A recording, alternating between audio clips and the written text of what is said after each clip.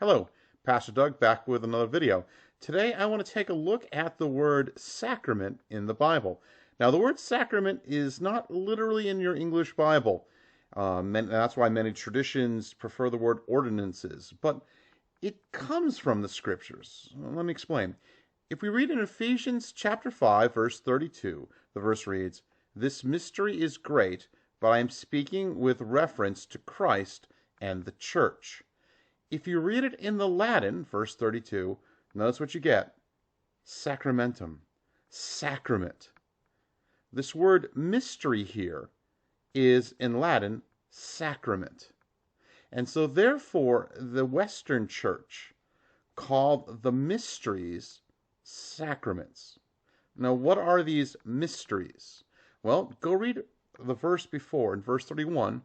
"For this reason a man shall leave his father and mother, and shall be joined to his wife, and the two shall become one." Now this, of course, is a quote from Genesis, the great mystery and wonders of marriage. However, Paul applies it to what? Christ and the church. And if you go read Ephesians 5 in context, this is a very famous passage about marriage, or at least on the surface. I know I use Ephesians 5 as a great text for marriage counseling. It's a beautiful text about that. But it's really about Christ and the church, because Paul is describing the relationship between Christ and his church like a marriage.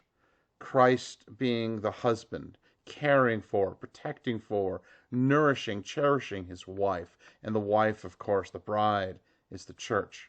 But notice the language Paul uses about what Christ does to the church.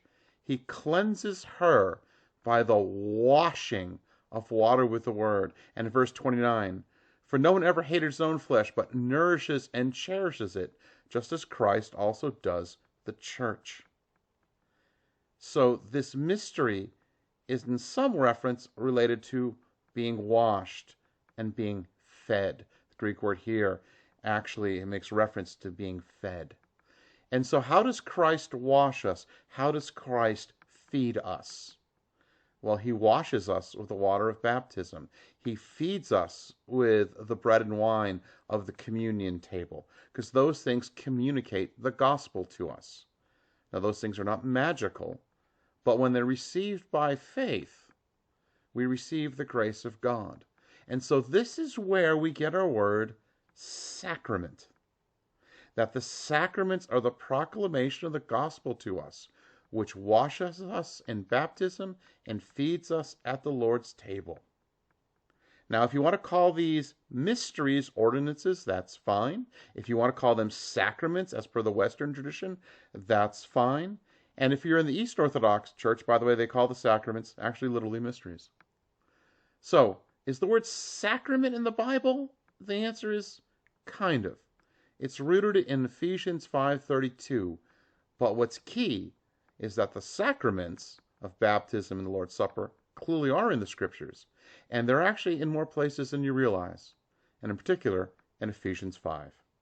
Well, I hope that helps, and as always, I hope that Christ's grace is with you all. Amen.